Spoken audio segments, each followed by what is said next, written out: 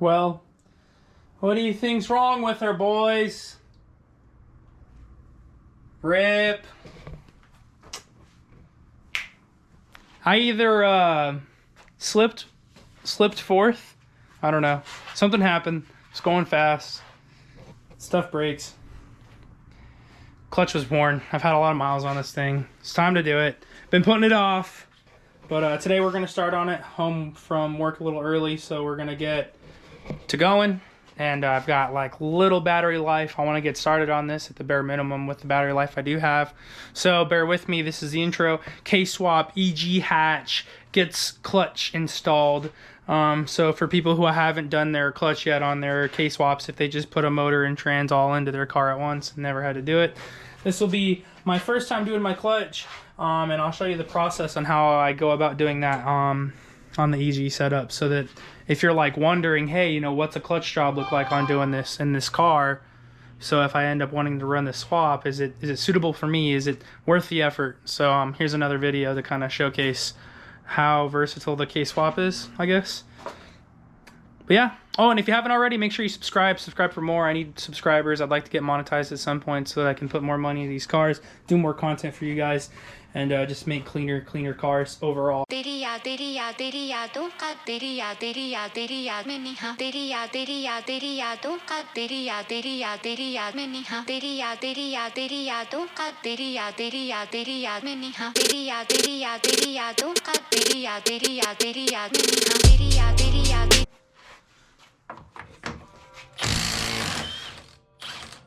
Yes, sir.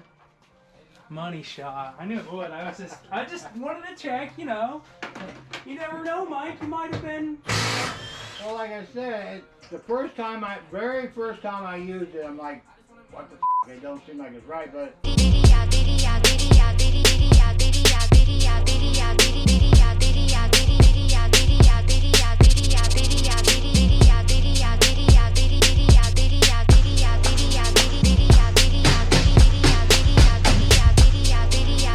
Well, first things first, we took off the shifter cables, obviously.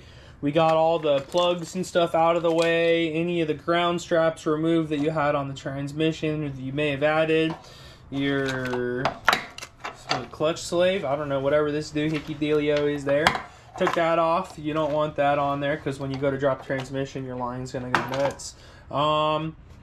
I started taking the axles out. Well, I took this one out a little too much, but this one's just chilling over here, so that one's free from the transmission.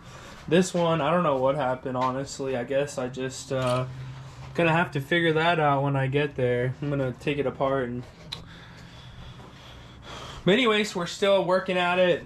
I've been taking my sweet time on this.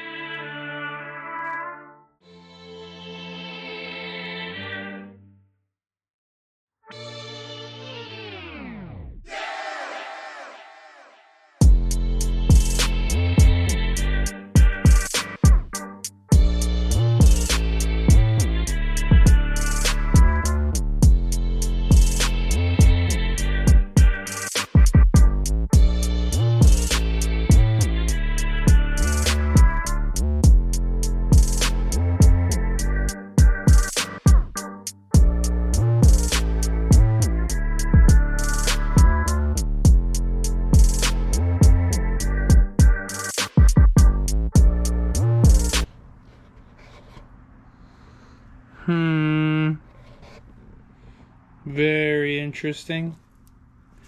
Springy boy came out. Got lodged in here at some point.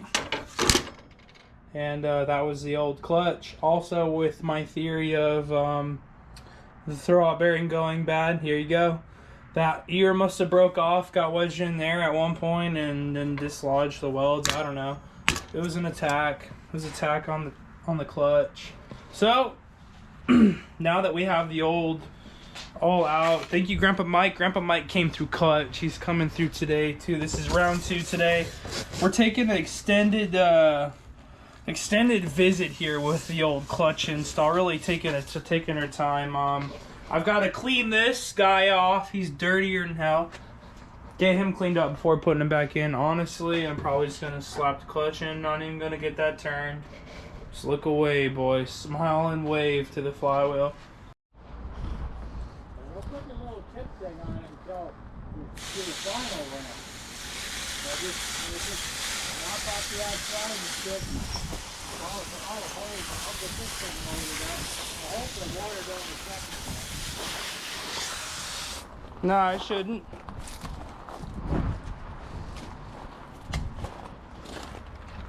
We had purple power going on it. Now Mike's gonna apply the. Get on it, Mike. You're good to go. I just wanted to get the purple power off. Water on there now. That's fine. It'll stick to it. Yeah.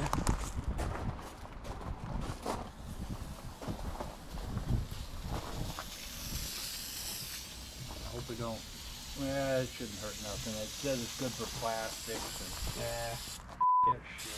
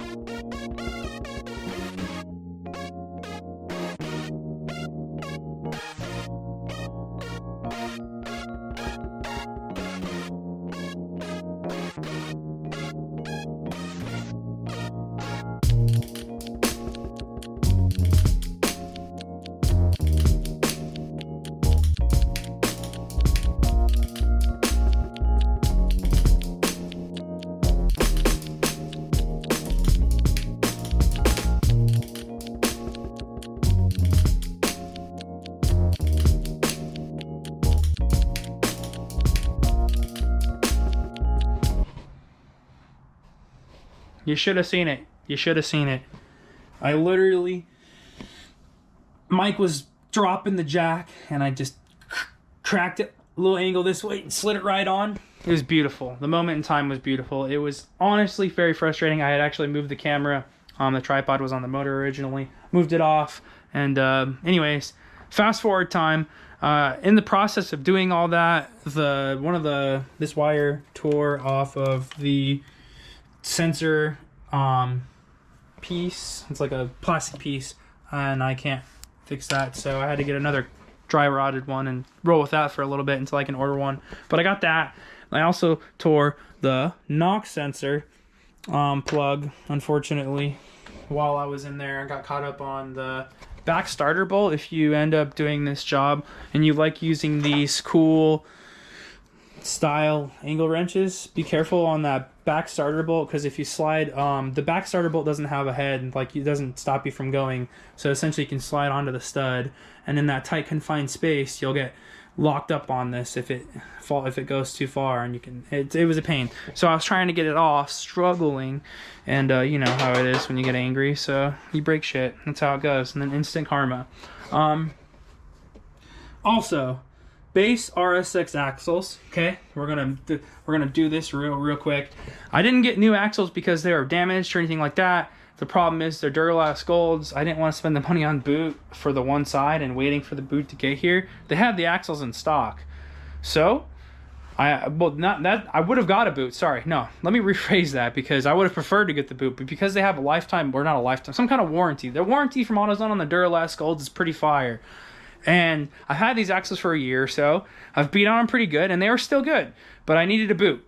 So I brought them to AutoZone, and they said that, well, I needed the boot for the one side, but the other side I had to take apart in order to swap the inners so that they didn't get a jank axle. I didn't want someone, if they remanufacture that axle, because it's not FUBAR, if they remanufacture it, it would have been an off length for someone who were to own a base RSX that's just trying to commute, you know, not do a swap. So basically what that does, by swapping these inners, it alleviates one side from being too short and one side from being too long, and it brings it right closer to the center for both, so the geometry works a lot better.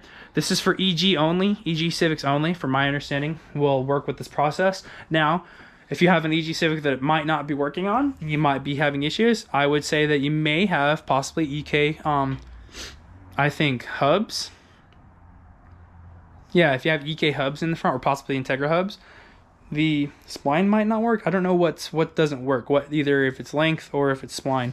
on the outers. I think it's the outers is the issue that comes to mind. But at any rate, we're finishing up this fun stuff here, and we're gonna get those swapped, get all that stuff buttoned up and fixed, and get this car running, and call it a day with this one.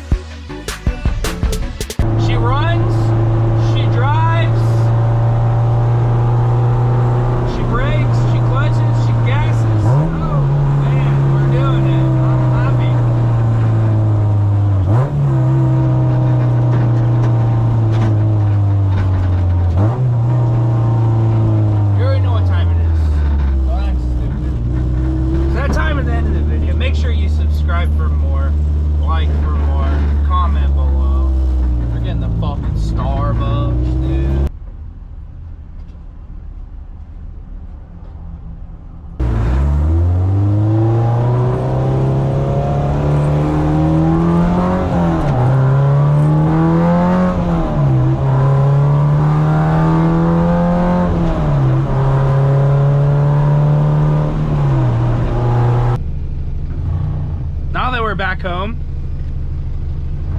can finally do it. Boys, this video took me probably 50 times longer than any of my videos have taken me thus far, and the actual amount of work that was involved was probably 70% less involved than any of the work I've done. So I'm getting remotivated. We got some stuff on the horizon with the Subaru, the GC8 coupe. If you haven't heard of it, you haven't seen it, make sure you subscribe for more on that, because we got some new information on that. I don't want to promise or say anything until it's fully committed, but you'll see it as soon as you see it. So that's good for that car. The Civic is back on the road. I can drive it to work, so that's good. I need to get coilovers for this car in the future, but the main thing this thing needs is a bath. It's dirtier than hell. Sitting for sitting for weeks, so that's one thing it needs to get. But clutch is installed, we're running, we're driving. I'll take it. I'll take it, I'll take it. Make sure you subscribe for more, comment below, like for more.